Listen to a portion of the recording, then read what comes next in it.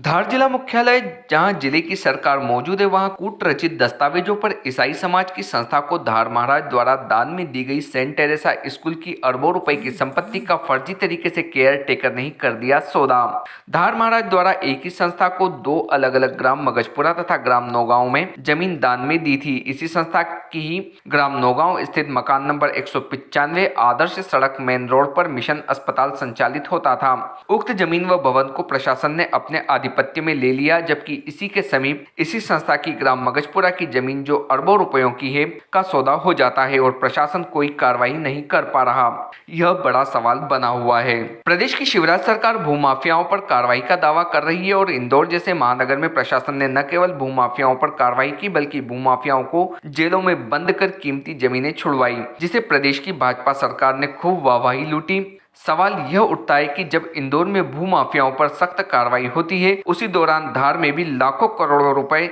नहीं बल्कि अरबों रुपए की विवादित भूमि पर भूमाफिया आलीशान कोठियां बनाते हैं और प्रशासनिक अधिकारी धृतराष्ट्र बन जाते हैं, जो शिवराज सरकार के दाव को खोखला साबित कर रहे हैं। धार जिला मुख्यालय पर आदर्श सड़क इंदौर रोड स्थित सेंट टेरेसा स्कूल की वह संपत्ति जो धार महाराज ने ईसाई समाज की संस्था को दान में दी थी, जिसका वर्तमान मूल्य अरबों रुपए है। इस जमीन को 17 जून 2009 को एक ही रजिस्टर्ड विक्रय पत्र पर 14 लोगों को फर्जी तरीके से भूमि विक्रय कर दी गई। इस विवादित भूमि के अवैध विक्रय को लेकर ईसाई समाज के आकाश पिता बेंजामिन निवासी धार ने धार कलेक्टर पुलिस अधीक्षक तथा धार पुलिस थाने पर मय दस्तावेजों के साथ दोषियों के खिलाफ आवेदन दिया है। अब यह देखना होगा कि जिला प्रशासन, पुलिस प्रशासन इस विवादित भूमि पर क्या कार्रवाई करता है। आपको बता दें कि ईसाई समाज की जिस संस्था को दान में दी गई जमीन में से एक जमीन जो कि मिशन अस्पताल के नाम से जानी जाती है, उसको प्रशासन ने अपने आधिपत्य में ले लिया है, जबकि इसी संस्था की दूसरी विवादित जमीन सेंट टेरेसा स्कूल पर आलीशान मकान बनकर तैयार हो गए हैं और वर्तमान में निर्माण कार्य जारी है, जो प्रशासन की कार्रवाई पर कई बड़े सवाल खड़े कर रहा है। जिला प्रशासन एवं पुलिस को दिए गए आवेदन में फरियादी आकाश ने बताया कि कुछ रसूखदार लोग, वकील तथा राजनीतिक व्यक्तियों ने उक्त अरबों रुपए की संपत्ति को खरीदा है, जबकि यह संपत्ति को बेचने का अधिकार न तो इला दास को है और न ही सुधीर दास को,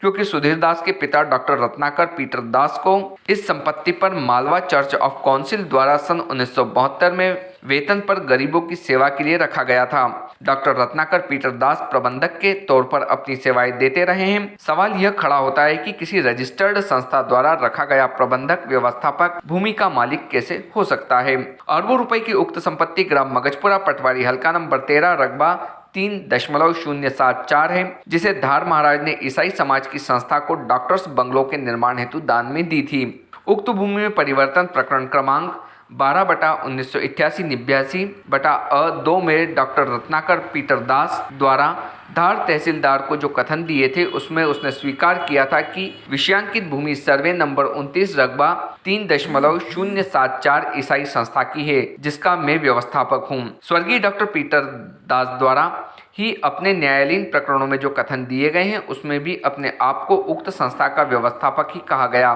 कभी भी भूमि स्वामी की हैसियत से बयान नहीं दिए गए हैं। फिर सवाल यह उठता है कि डॉक्टर दास की पत्नी इला दास या पुत्र सुधीर दास इस संपत्ति के मालिक कैसे हो गए, जो उक्त उच्च स्तरीय जांच का विषय बन गया है। सवाल यह भी खड़ा होता है कि अरबों रुपए की विवादित भूमि स्थल पर जो निर्माण कार्य हुए हैं, उसकी अनुमति नगरपालिका एवं नजूल के अधिकारियों ने विक्रय अभिलेख निष्पादित होने से पूर्व कैसे कर दी। धार महाराज द्वारा दान में एक ही ईसाई संस्था को ग्राम नौगांव व ग्राम मगजपुरा में जमीन दान में दी गई थी। उक्त संस्था की ग्राम नौगांव स्थित मिशन हॉस्पिटल के नाम से जानी जाने वाली भूमि व भवन को प्रशासन ने अपने आधिपत्य में ले लिया है, तो बड़ा सवाल खड़ा होता है कि फिर प्रशासन उक्त संस्था की ही ग्राम मगजपुरा की अरबों रुपए कीमत की जमीन पर अपना आधिपत्य लेकर वहां बने मकानों को ध्वस्त क्यों नहीं कर रहा है। अरबों रुपए की इस विवादित भूमि की अवैध रूप से हुई खरीदी बिक्री में रजिस्ट्रार ऑफिस, नजूल विभाग, नगरपालिका आदि भी भ्रष्टाचार के दायरे में दिखाई दे रहे हैं, जिन्होंने बहती गंगा में हाथ धोकर आर्थिक पुण्य प्राप्त कर लिया। आकाश पिता बेंजामिन की शिकायत पर अब देखना होगा कि अरबों रुपए की इस संपत्ति पर कूटरचित दस्तावेज के आधार पर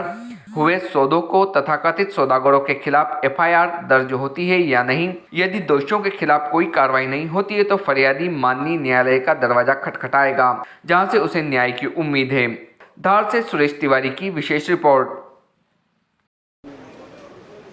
यह जो ज़मीन के मामले में हम लोग शिकायत कर रहे हैं, ये धार के महाराजा ने क्रिश्चियन समाज को दान में दी थी। जिसके संचालक पीटर रत्नाकर दास और इनके पुत्र सुधीर दास जो कि थे, तो ये इस संपत्ति को बेच रहे हैं।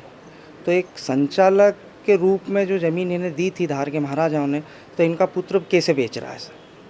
और ये इसी समाज की संपत्ति है सर। ये चीज़ है सर। तो आपने किस किस को आवेदन दिया अभी तक? सर हमने थाना प्रभारी को दिए हैं और सर एक कलेक्ट्रेट में कलेक्टर सर को यहाँ पर भी दिया है और यहाँ पर सर पुलिस अधीक्षक के यहाँ पर भी अभी हमने आवेदन कर चुके हैं। और सर अगर इसके अलावा भी कार्रवाई नहीं होती है सर, तो हम उच्च न्यायालय में जाएंगे और इसके लिए मांग करेंगे सर।